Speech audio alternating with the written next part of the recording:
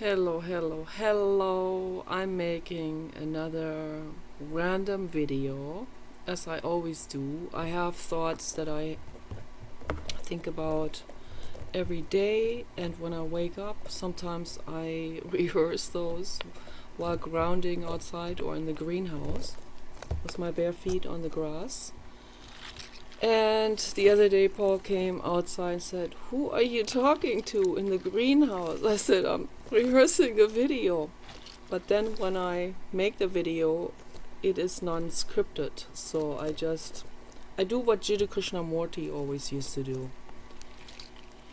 He would think about these things, talk to David Bohm about this, and he would have clear energetic vibrations on these subjects and thoughts on it, but then he would take a break and do something else and just go about his day.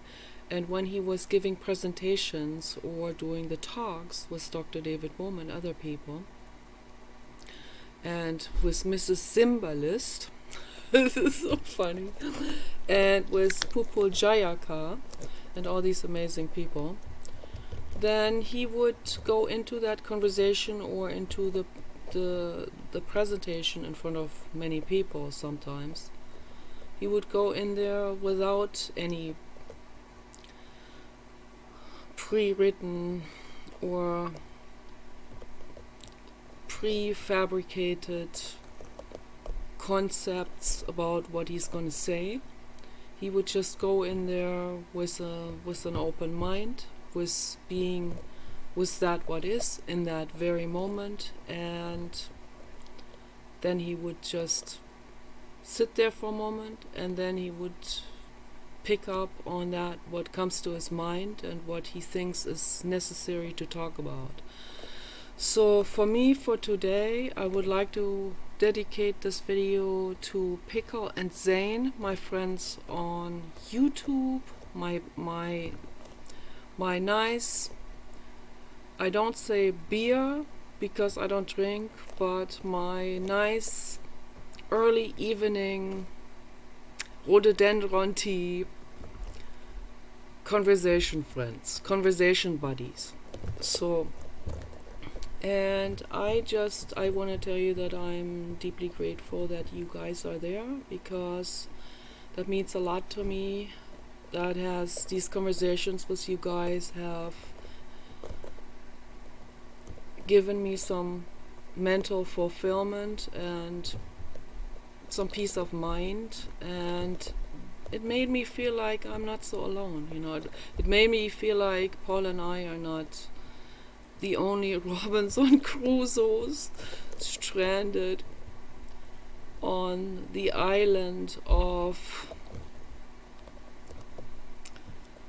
whatever comes to mind, Bikini Atoll or whatever, where we have to get away from Antifa or something.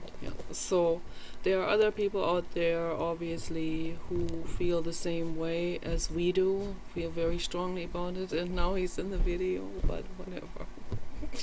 he didn't want to be in the video, but I'll face it this way, so you're not in the video. Okay. Alrighty. I hope this is okay, because I don't want to redo this now. Such a paranoia. It's just insane.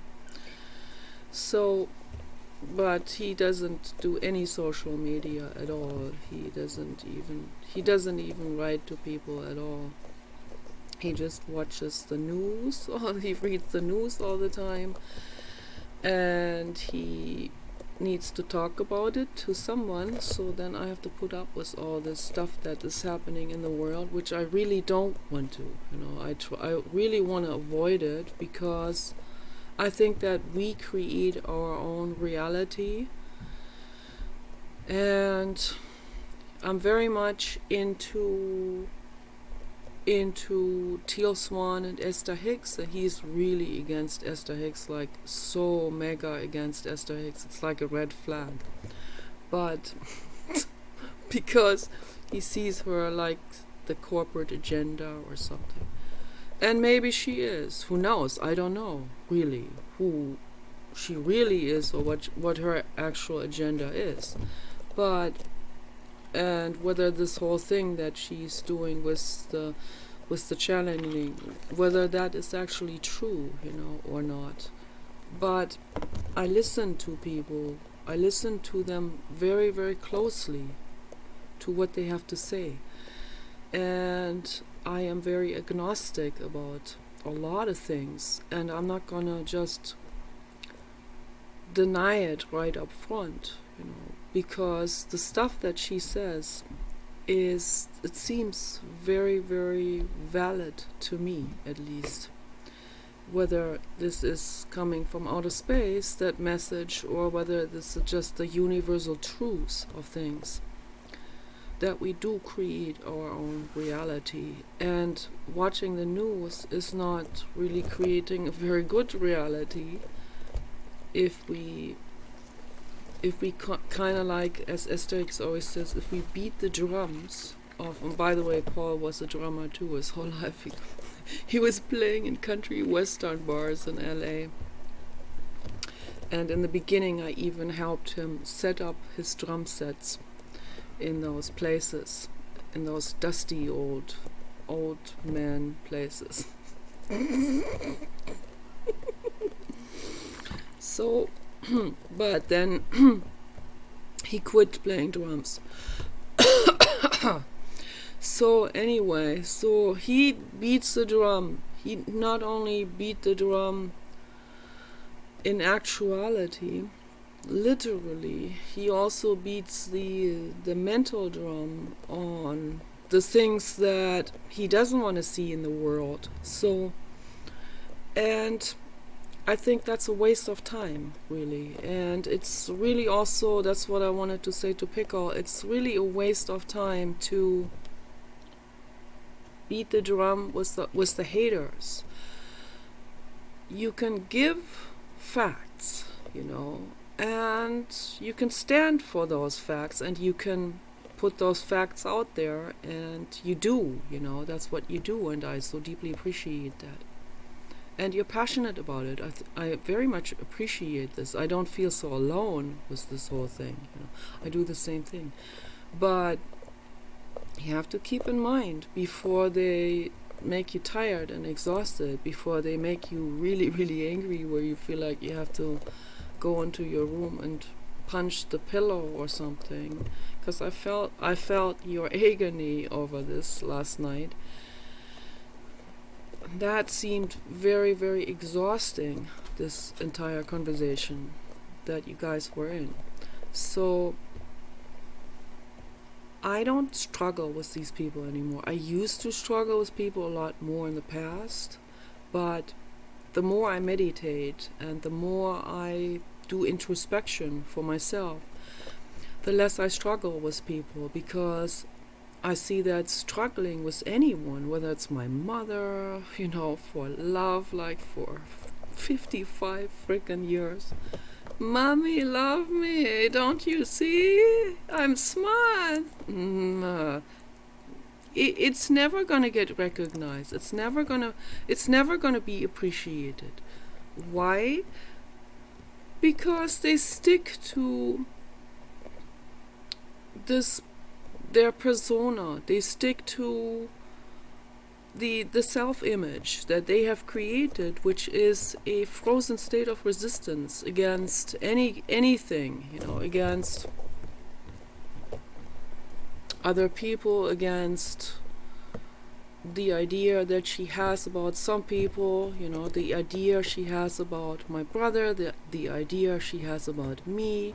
I'm 5 years older than my brother, and it doesn't matter how miserable my brother's life is and how devastating car accidents, crashing a Mercedes-Benz and not even being injured, but that's kind of remarkable, but ending up in a drug rehab center. It wouldn't matter what happens.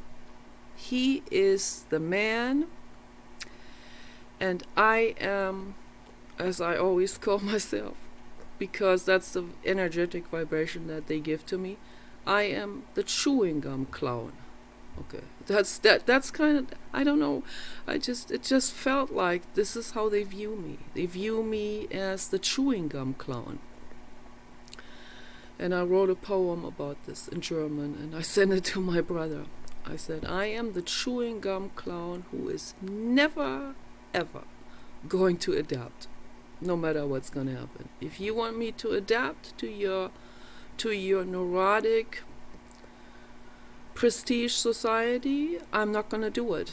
So they can dabble along with that prestige society and be in denial about stuff and totally deny the facts. And I'm out of it. Bye. I said to them, I'm done. I'm not going to talk to. Last time I talked to him about, and he brought it up. He brought up Donald Trump.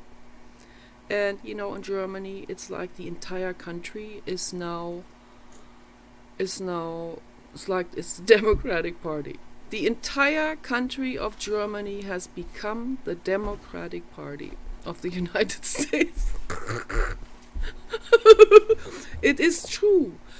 And the people there are, I would say the vast majority of people there are like my brother, who they have Muslim friends, and they want to be liked, and they have their prestige society. They think that's somehow prestigious what they're doing. It's just total immaturity.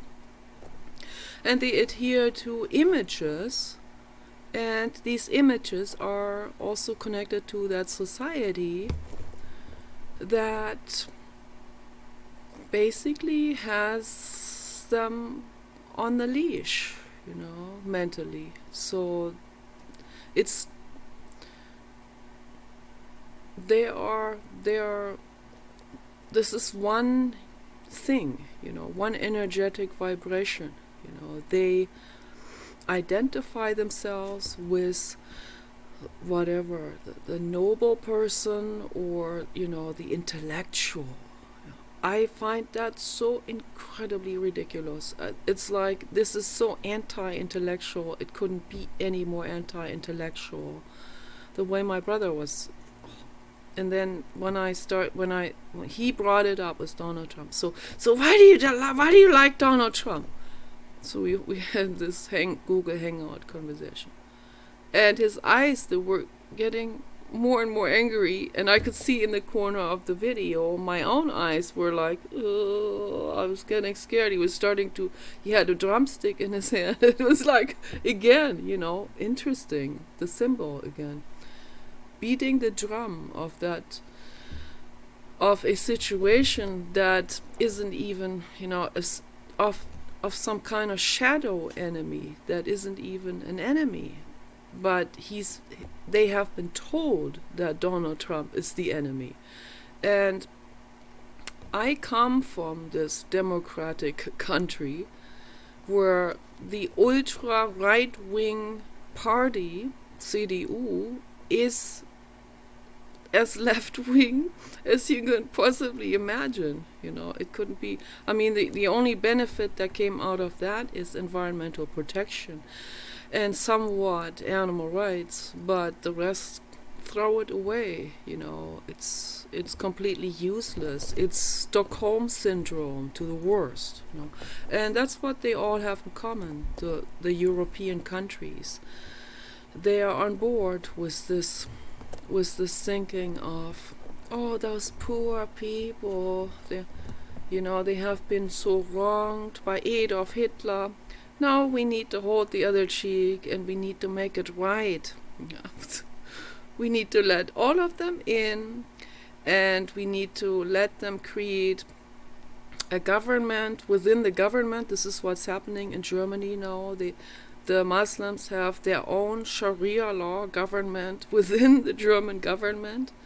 It's like an underground government, like the mafia. I mean, you have no idea how bad it has become. It is a total nightmare.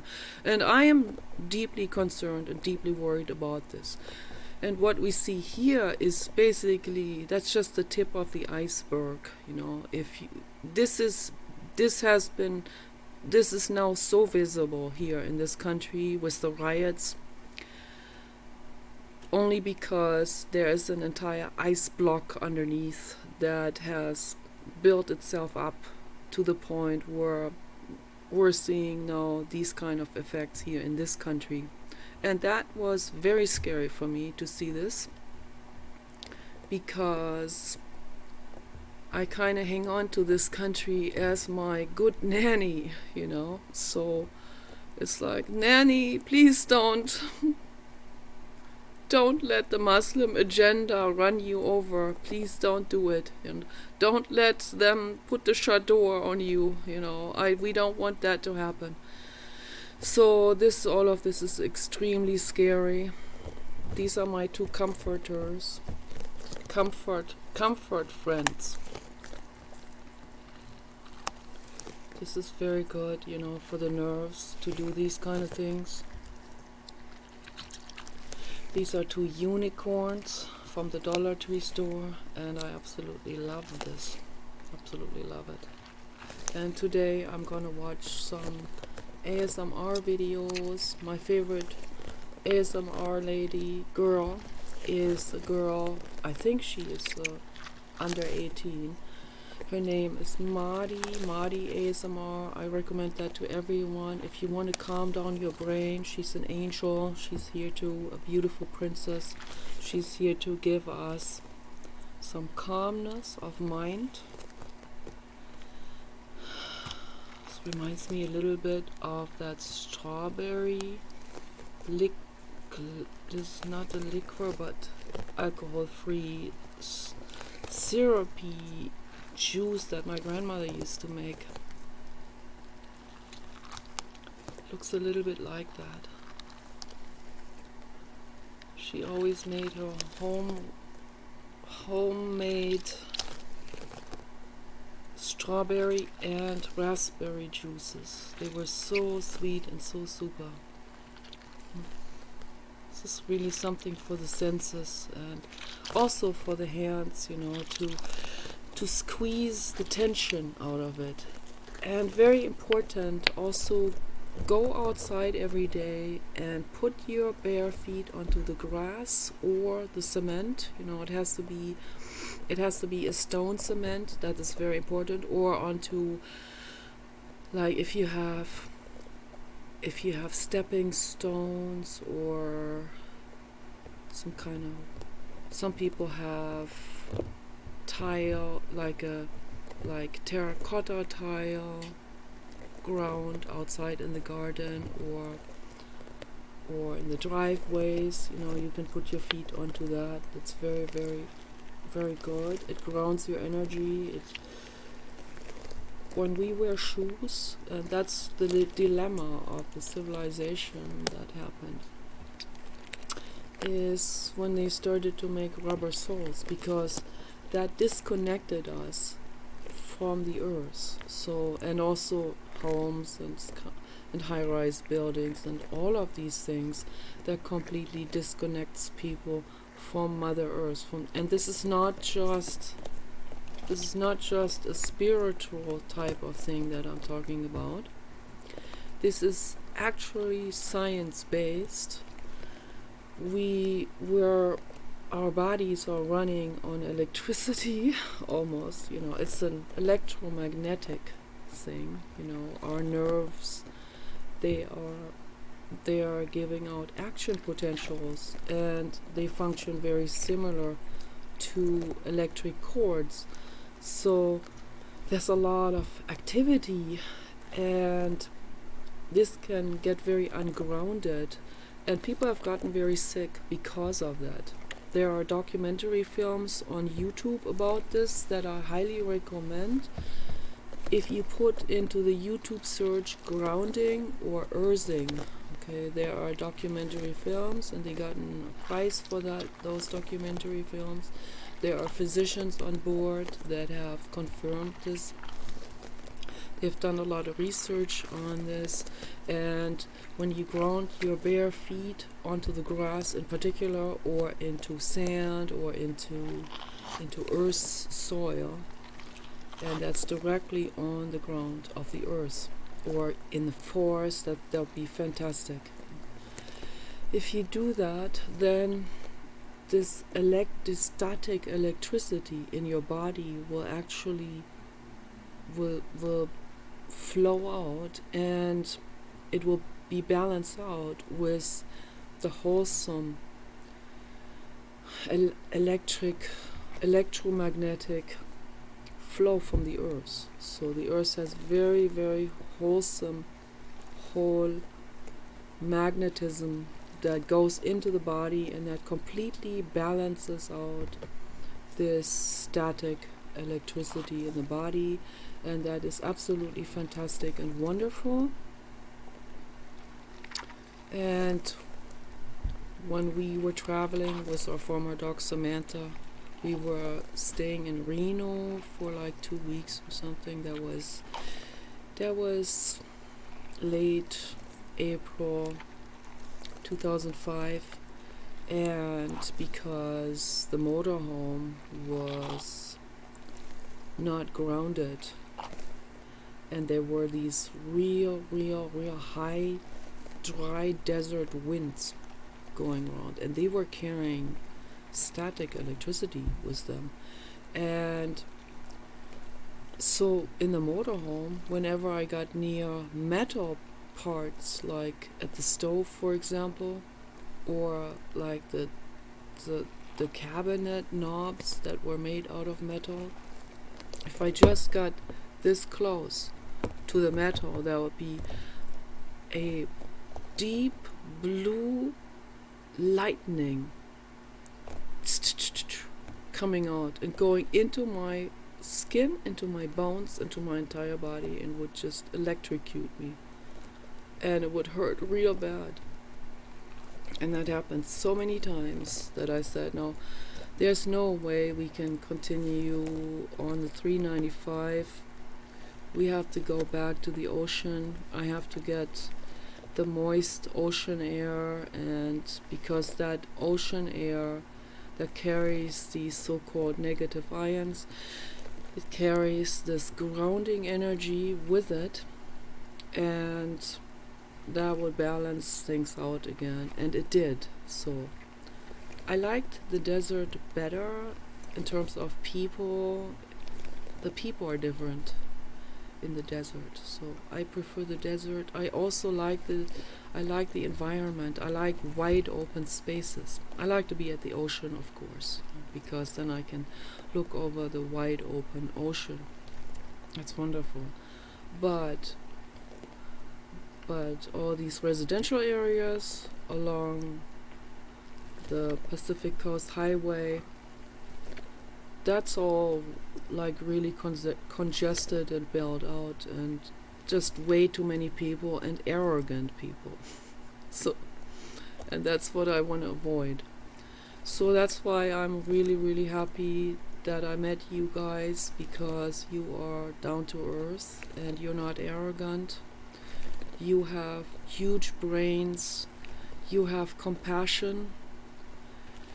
You don't let anyone brainwash you, and you are really fun to talk to, and I love you very much. Okay, you guys, take care. Bye bye.